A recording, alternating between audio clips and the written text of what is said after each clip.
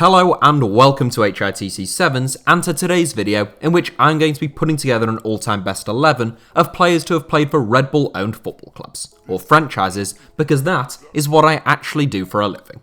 Some people spend their workdays teaching and inspiring the next generation of young people, some harvest the crops that provide us with energy and sustenance, and some perform life-saving operations on a daily basis. But the really important work, like coming up with an all-time Red Bull franchise 11, well, that falls on my shoulders, and it's a responsibility that weighs heavily at times. Nonetheless, it is a personal challenge and sacrifice that I am willing to make in order to provide the nation, and indeed the world, with 10 to 15 minutes of football-based content on a daily basis. Hashtag clap for Alfie. Right, credit to Luca Leberve, and I hope I'm pronouncing that right, Luca, who first suggested this video idea only 9 months ago, and thank you to everyone who has suggested it since then for ensuring that I couldn't get away without doing it. There are 6 Red Bull owned football teams in total, and there would be 7 if Red Bull Ghana hadn't been dissolved in 2014. My challenge is to take a look at every player to have played for every Red Bull franchise since the energy drink brand either bought or founded the clubs in question, and then put together the strongest possible starting 11. It's all fairly straightforward. Before I start, just a quick disclaimer that today's video is sponsored by tap water. Tap water has been clinically proven to reduce headaches, improve cognitive function, and prevent kidney stones, which I'm reliably informed are the most painful thing on earth. I'm not receiving any money from the big tap water lobbies, but research suggests that around 3/4 of you watching this video will be dehydrated. So try tap water, the healthiest and most affordable beverage out there. T's and C's apply, tap water is not safe to drink in all countries, and do not consume in Flint, Michigan. Okay, here is my all-time Red Bull 11. Goalkeeper, Peter Galacci. It was a toss-up between Peter Galacci and Luis Robles in net, along with Red Bull Bragantino number 1 Julio Cesar in fairness, but given the respective levels that Galacci and Robles have performed at, I have to go with the Hungarian. As I've said previously on this channel, Galacci is someone I watched up close a number of times in his early 20s on loan at Hull City, and he wasn't very convincing. His career renaissance at 2 Red Bull clubs has come as something of a surprise then, to me at least, but it's always good to see an ex-Tiger succeed. Except for Jimmy Bullard, no good luck to you, Jimmy. Anyhow, Galacci came through the youth ranks at Liverpool, but departed in 2013, with his first team opportunities looking sparse. The Hungarian signed for Red Bull Salzburg, where he won 2 league titles in 2 seasons, registering exactly 100 appearances. His fine form earned him a move to RB Leipzig, where Galacci has since played more than 180 games, becoming the club's undisputed number 1. Right back, Lucas Klosterman. I'm going to give you a heads up that whilst 4 different Red Bull teams are represented in this 11, there is a strong contingent of current Leipzig players, particularly in defence. And that shouldn't come as any great surprise, since Leipzig are Red Bull's most heavily funded franchise in the highest regarded league, and they have thrice finished in the top 3 of that league. Lucas Klosterman signed for RB Leipzig shortly after he turned 18, and following a brief stint in the club's reserve team, he stepped into the first team during his debut campaign. Remarkably versatile, but best suited to playing at right back, Klosterman is a quick fullback with fantastic stamina and an impressive long throw. Closing in on 200 appearances in Saxony now, the 10-time capped German international takes up the right back spot in my 11. Centre back, Nordi Mukele. RB Leipzig have a few tremendous young defenders on their books at the moment, and it's pretty impressive that they have managed to keep hold of both of their young centre backs for this long. Nordi Mukele is the less talked about of the two, but 9 times out of 10 he leaves a big impression on me when I watch Leipzig in action. Comfortable at right back, but best placed at centre back, Mukele is fierce in the tackle, he has excellent recovery speed, and a real will to improve. He certainly can still improve, aged only 22, and capable of improving his decision making and defensive positioning in particular at times, but he has all the tools to become a frightening prospect at centre back.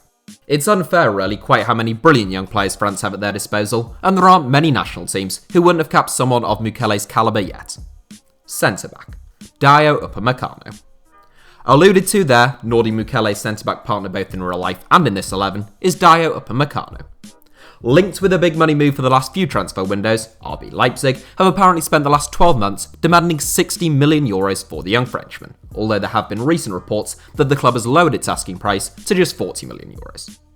At that price, you'd be surprised if there weren't a number of suitors, given the fees that we've seen paid for other centre-backs like Nathan Ake and Harry Maguire in recent times. Upamecano has played for 3 different Red Bull-owned teams, Liefering, Salzburg and Leipzig, and unlike Mukele, he has been capped by France, albeit only 3 times to date, aged 21. Left back, Marcel Halstenberg. Completing an all-current Leipzig back 5, you could be forgiven for wondering if this was the most pointless video of all time at this point, but I can tell you that Marcel Halstenberg is the last current Leipzig and indeed the last current Red Bull-owned team inclusion in this entire 11.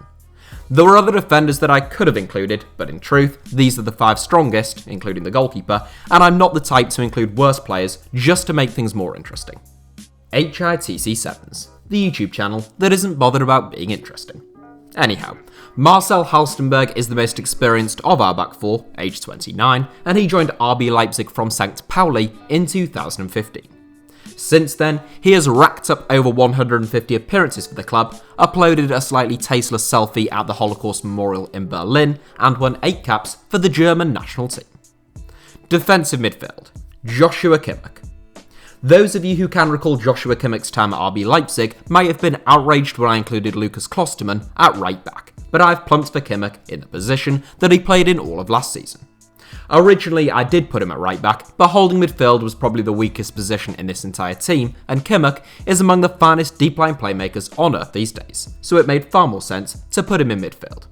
Born in the town of Rottweil, Kimmich came through the youth ranks at Stuttgart, but he joined Leipzig before making his first team debut when the club were in Germany's 3rd tier.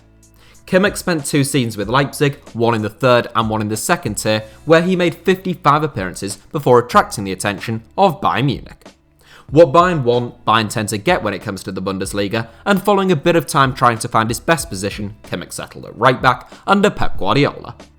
At one time, I'd say Kimmich was the best right back in the world, but just like his predecessor at both club and international level, Philipp Lahm, albeit much earlier in his career than Lahm, Kimmich moved into holding midfield. Now a key man for both Germany and Bayern, Kimmich has to be one of the most complete players in world football at the moment, and he was arguably the most obvious inclusion in this 11. Central midfield, Naby Keita. Joining Joshua Kimmich in midfield is another man who has won both his domestic league and a Champions League over the last couple of years, and that's Naby Keita.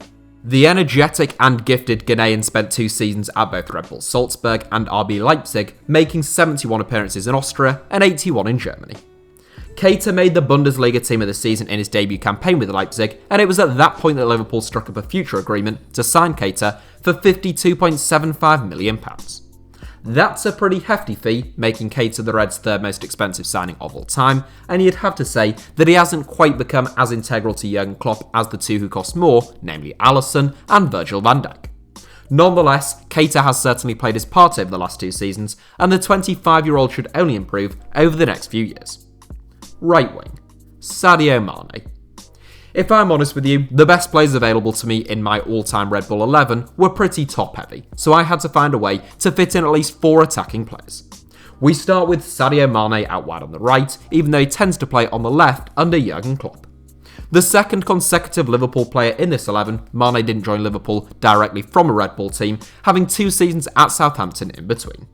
Having averaged a goal every other game in Austria, the Saints pulled off a masterstroke to sign Mane for just £11.8 million. Although the Senegalese international impressed at St Mary's, there were no doubt some people who thought Liverpool had overpaid for the wide man when they forked out £34 million for him in 2016. Mane has gone from strength to strength every season at Anfield, often setting the tempo for the team high up the pitch with his energy and enthusiasm, as well as bagging 20+ goals in each of the last 3 seasons. Left wing, Thierry Henry.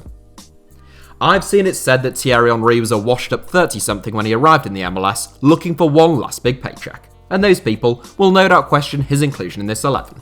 In truth, Henry was still only 32 when he arrived in New York, and whilst he clearly wasn't the Henry of 2003 or 4 vintage, he went to the States with plenty to offer, having just won another La Liga title at Barcelona. During his 4 full seasons in New York, Henry was a 4-time MLS MVP and a 3-time MLS Best XI inclusion.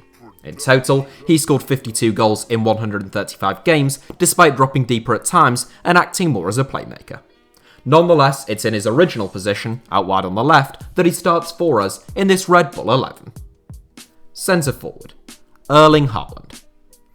I'd have to be clinically insane not to include Erling Haaland in this 11, a man with by far the most impressive goals per game ratio of anyone to have ever played for a Red Bull-owned club. Haaland only spent a little more than half a season with RB Salzburg in Austria, but in the first half of the 2019-20 season alone, he scored 28 goals in just 22 games. Haaland's form was so impressive that the Red Bull hierarchy didn't even have time to give him a season or two at Leipzig, losing him to their German franchise's divisional rivals, Borussia Dortmund. Despite the step up in class from the Austrian to the German Bundesliga, Haaland has remained unstoppable, scoring 21 goals in 23 games. Still aged only 20, Haaland had the shortest stint at a Red Bull club of any player in this 11, but his place was as secure as anyone's. Centre forward, Timo Werner. The strike force in this 11 is literally two of the three highest scorers in the Bundesliga up until Timo Werner's transfer to Chelsea. A totally different type of centre-forward to Erling Haaland, but one with an identical primary target, Timo Werner, spent much longer with a Red Bull club. He became RB Leipzig's record signing in 2016 following promotion to the Bundesliga, joining the club from Stuttgart for €10 million. He proved to be a bargain in his debut campaign, bagging 21 goals, and by the time he left the club, Werner had struck 95 times in only 159 appearances. With a goal-scoring record like that, the German international is hard to ignore, although he is yet to locate his shooting boots at Stamford Bridge. Signed for a seemingly very reasonable £47.5 million in the current market, Werner has, to date, failed to find the back of the net in his first 4 appearances, although he did win a penalty in the Blues' opening game of the season against Brighton, and he has scored a goal in the EFL Cup. So that's it for my very attack-minded Red Bull 11. Honourable mentions go to the likes of Juan Pablo Angel, Munis de Boer and Tim Cahill, as well as the man who I felt was probably the most unfortunate to miss out, and that's Danny Olmo. Thank you all as ever for watching. I hope you thoroughly enjoyed the video, and you are more than welcome to smash the like button if that was the case. Let us know your thoughts down below in the comments, make sure you are subscribed to HITC Sevens if you're not already, and a reminder that you can find me on Twitter or Instagram via the username @HITC Sevens should you wish to read 280 characters of rubbish and see the odd photo that I post.